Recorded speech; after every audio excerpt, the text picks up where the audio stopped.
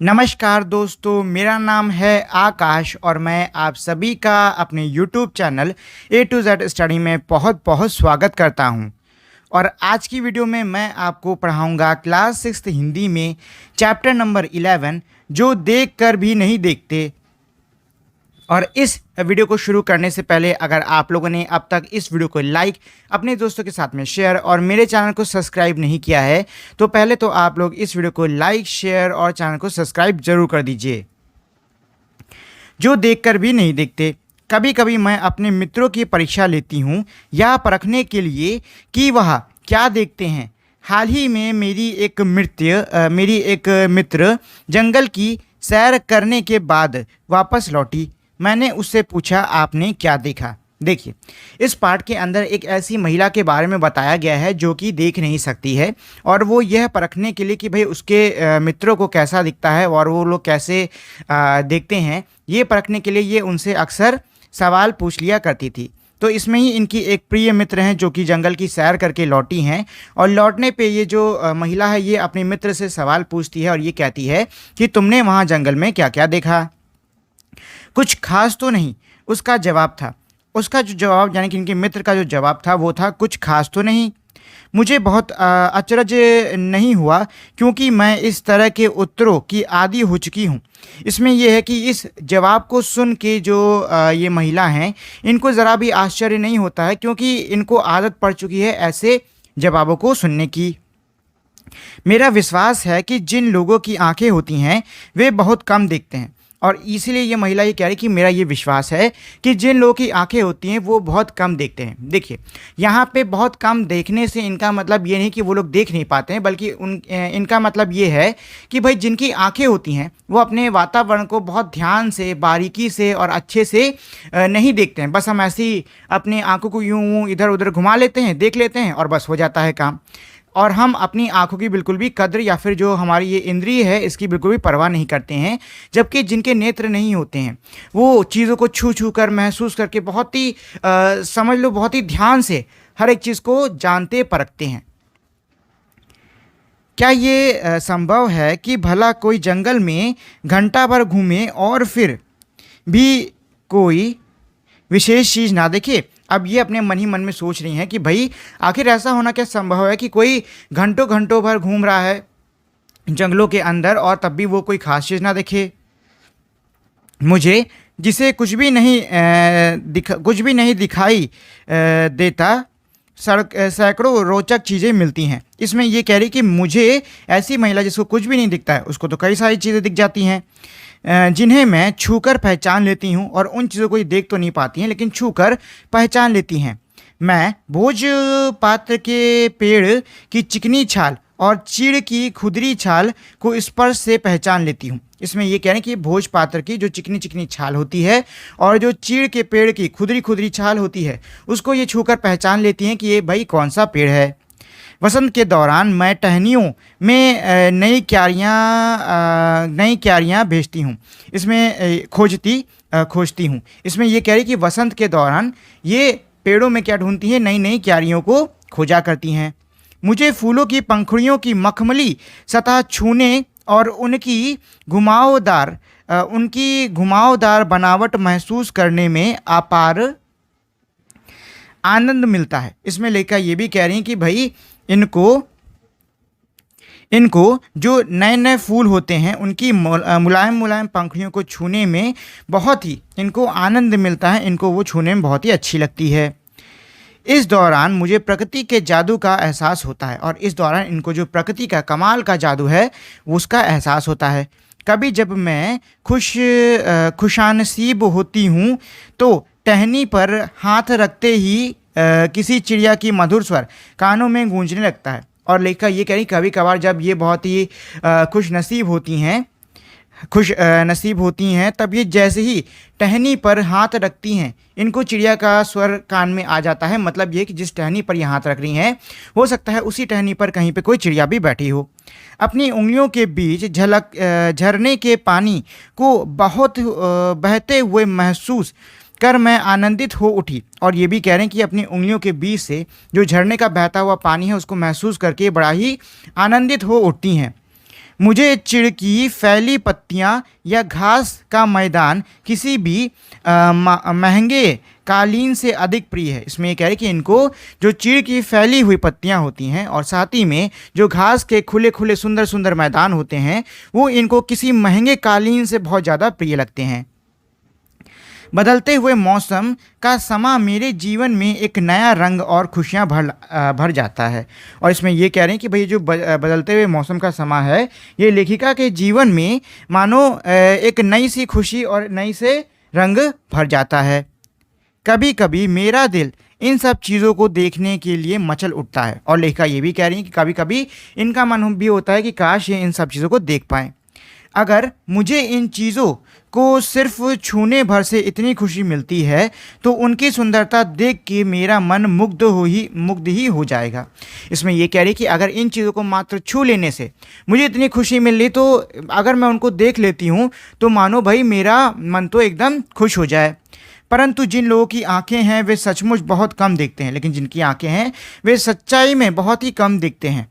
इस दुनिया के अलग अलग सुंदर रंग उनकी संवेदना को नहीं छूते हैं और साथ ही में इस दुनिया के जो अलग अलग रंग हैं उसकी संवेदना इन लोगों को नहीं छू पाती है। मनुष्य अपनी क्षमताओं की कभी कदर नहीं करता। जो मनुष्य है वो कभी भी अपनी क्षमताओं की मतलब जो उसके पास में अभी है उस चीज़ों की वो कभी भी कद्र नहीं करता और वो हमेशा उस चीज़ की आस लगाए रहता है जो उसके पास नहीं है। और मनुष्य हमेशा उस चीज़ की आस लगाए रहता है जो कि उसके पास में नहीं है। यह कितनी दुख की बात है कि दृष्टि के आशीर्वाद को लोग एक साधारण सी चीज़ समझते हैं। और इसमें लेखिका ये जो महिला ये कह रही है कि भाई ये कितनी दुख की बात है कि जो दृष्टि का आशीर्वाद भगवान ने दिया है लोगों को ये लोग कितना मतलब इसकी कोई समझ लीजिए इम्पोर्टेंस समझते मतलब कोई महत्व लोग समझते ही नहीं हैं। जबकि इस नियामत से ज़िंदगी को खुशियों के इंद्रधनुषीय रंगों से हरा भरा किया जा सकता है। और इसमें ये कह रही हैं जबकि अगर लोग थोड़ा ध्यान दे के चीज़ों को देखेंगे, थोड़ा समझ के अच्छे से चीज़ों को देखेंगे तो उनकी जो ज़िंदगी है वो भी खुशियों के इंद्रधनुष से हरी भरी हो जाएगी। और इसके लेखक हैं हेलन केलर। चलिए अच्छा, तो ये तो हो गया पूरा पूरा पार्ट। अब चलिए हम लोग इसके प्रश्न उत्तर कर लेते हैं। चलिए अच्छा, मैं आपको थोड़ा बहुत इसकी रिवीजन भी करा देता हूँ, ठीक है। चलिए अच्छा, तो दोस्तों ये जो पूरी कहानी है ये एक महिला के ऊपर है जो कि देख नहीं सकती है। ये महिला अपने अक्सर मतलब दोस्तों से ये जानना चाहती हैं कि भाई उनको दिखता कैसे है, तो वो अक्सर अपने दोस्तों से एक सवाल पूछ लेती हैं कि तुम यहाँ गए थे वहाँ गए थे बताओ तुमने क्या देखा। तो ज़्यादा इनको जो जवाब मिलते हैं वो यही मिलते हैं कि वहाँ पे कुछ खास देखने को था नहीं या फिर वहाँ पे कुछ भी देखने को था ही नहीं, ऐसे जवाब मिलते हैं। तो ये सुन के ये जो जवाब इनको सुन के जो महिला हैं ये मन ही मन में सोचती हैं कि जिन लोगों को बहुत ज़्यादा दिखता है वो देख नहीं पाते, मतलब आंखें होते हुए भी वे लोग आसपास की चीज़ों को ध्यान से नहीं देखते हैं, ना ही वो उन पे गौर करते हैं और ना ही वे उनकी सुंदरता को जानते परखते हैं। और ये कह रही कि मैं सिर्फ इन चीज़ों को छू लेने से ही बहुत ही खुश हो जाती हूँ। मुझे कई चीज़ों को छू कर उनकी पहचान करनी आती है और जब भी मैं इनको छूती हूँ तो मैं बहुत ही खुश हो जाती हूँ। जैसे ये अलग अलग पेड़ों को छूने की बात कर रही हैं, झरने के पानी को छूने की बात कर रही हैं और साथ ही में ये भी कह रही हैं कि जब कभी भी ये किसी टहनी को छू रही होती हैं और उनके कानों में किसी चिड़िया का स्वर आता है तो इनका मन मानो बड़ा ही खुश हो जाता है। अब इसके बाद में ये कह रही हैं कि भाई जब इनको मात्र चीज़ों को छू लेने से ही इतना आनंद आता है तो अगर ये देख सकती होती तो इनको ना जाने कितना आनंद आता। और साथ ही में जो ये महिला हैं ये प्रकृति के जादू की भी बात करी। प्रकृति के जादू यानी कि जो प्रकृति हमारी कितनी आकर्षक है, कितनी सुंदर है और उसको वो एक तरीके से प्रकृति का जादू के रूप में दिखा रही हैं। तो ये हमारा कुल मिला के पूरा का पूरा चैप्टर है। अच्छा, इसमें लास्ट पॉइंट ये है कि भाई जिन लोगों के पास में ये दृष्टि का उपहार है, मतलब जिस लोगों के पास में दृष्टि का आशीर्वाद है वे लोग इसको कुछ ज़्यादा समझते नहीं, बस साधारण सी चीज़ समझते रहते हैं। तो ये है हमारी पूरी इस चैप्टर की रिवीजन। अब चलिए ज़रा क्वेश्चन आंसर कर लेते हैं। तो पहला क्वेश्चन है जिन लोगों के पास आंखें हैं वे सचमुच बहुत कम देखते हैं। हेलन केलर को यह ऐसा क्यों लगता है? मतलब ये है कि भाई हेलन केलर को ऐसा क्यों लग रहा है कि जिनके पास में आंखें हैं वो बहुत ही कम देखते हैं। तो इसका उत्तर होगा हेलन केलर ने ऐसा इसलिए कहा क्योंकि जिन लोगों के पास आंखें होती हैं वे लोग अपने वातावरण को ध्यान से नहीं देखते हैं। अगला प्रश्न है, प्रकृति का जादू किसे कहा जा सकता है? तो इसका उत्तर है, प्रकृति अपने रूप के आकर्षण से हमें अपनी ओर जादू की तरह आकर्षित करती है। प्रकृति में विविधता है, अलग अलग वृक्षों की अलग अलग घुमावदार बनावट और उनकी छाल और पत्तियां होना, फूलों का खिलना, कलियों की पंखुड़ी की मखमली सतह आदि प्रकृति का जादू है। अगला प्रश्न है, कुछ खास तो नहीं। हेलन के मित्र ने यह जवाब किस मौके पर दिया था और यह सुन के हेलन को आश्चर्य क्यों हुआ था? तो इसका उत्तर होगा, उनके मित्र घंटों तक, यहाँ तक लिख लो, घंटों तक, भर की जगह पे तक लिख लो। उनके मित्र घंटों तक वन का भ्रमण करके आई थी फिर भी उनकी मित्र कह रही थी कि मैंने कुछ खास नहीं देखा। लेखिका का मानना है कि आंखें होने के बाद भी उनकी मित्र अपने आसपास के माहौल को ध्यान से देखना ही नहीं चाहती हैं। अगला प्रश्न है, हेलन केलर प्रकृति की किन चीज़ों को छू कर और सुनकर पहचान लेती हैं? पाठ के आधार पर इसका उत्तर दो। तो इसका उत्तर होगा, हेलन केलर प्रकृति के अनेक चीज़ों जैसे कि भोजपत्र की पेड़ की चिकनी छाल, चीड़ की खुदरी छाल, कलियां, फूलों की पंखुड़ियों की बनावट को छूकर पहचान लेती हैं।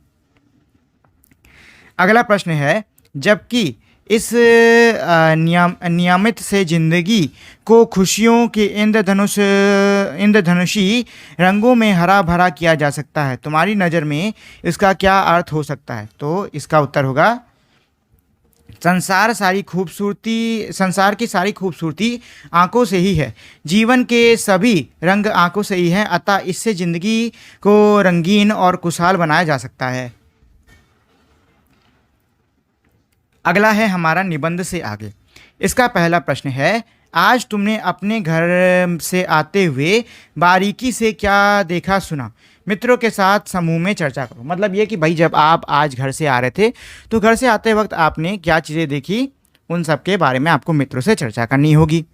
अगला प्रश्न है, कान से ना सुन पाने पर आसपास की दुनिया कैसी लगती होगी? मतलब ये कह रहे हैं कान से ना सुन पाने पर आसपास दुनिया कैसी लगती है। तो एक काम करो, अपने कान पे खूब अच्छे से हाथ रखो और फिर इधर उधर चलने की आने की कोशिश करो, तो आपको कुछ सुनाई देगा, अजीब अजीब सा लगेगा बड़ा।